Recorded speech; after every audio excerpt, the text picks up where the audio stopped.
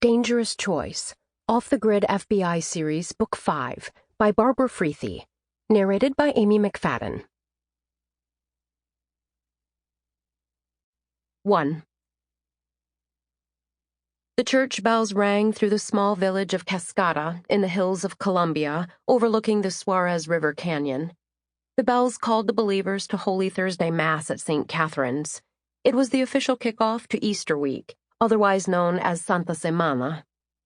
In this picturesque village, there was no shortage of believers. There was also no shortage of violent criminals, many of whom lived hidden away in the rolling hills surrounding the town and conducted their business in Medellin, only an hour away. But on Holy Thursday, at almost 4 p.m., everyone became a child of God. FBI Special Agent Diego Rivera left the hotel he'd arrived at 30 minutes earlier.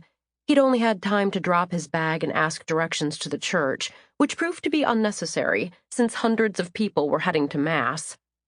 As he joined the throng of tourists and locals walking through the centuries-old plaza, with its cobblestone streets and colorful Spanish colonial buildings, his practiced gaze swept the surroundings, searching for potential trouble. But there was a festive feeling in town. It was early April, almost Easter, a time of rebirth. People were talking, laughing in the late afternoon sunshine, as if they didn't have a care in the world. He couldn't quite get into the holiday spirit. He'd been seeking answers to questions he'd had for 18 years, and now a tip had led him around the world to this pretty village. He hoped he would not leave disappointed, as he had so many times before. As he walked through the streets, he noted signs of modern life: an internet cafe, a new urgent care center, and an electronics store.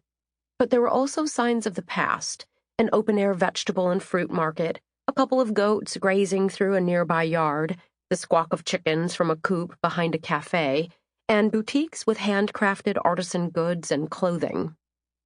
According to the front desk clerk at his hotel, a young man by the name of Enrique, Cascada had been founded in the 1700s and named for an amazing gold waterfall that shimmered in the sunlight and fell into a pool that allegedly provided healing properties. A story in a major travel magazine 6 years earlier had quadrupled the tourist dollars, and now there were only rare months when the hotel rooms weren't full. An older woman caught his attention, her long brown hair drifting down her back, and his heart skipped a beat.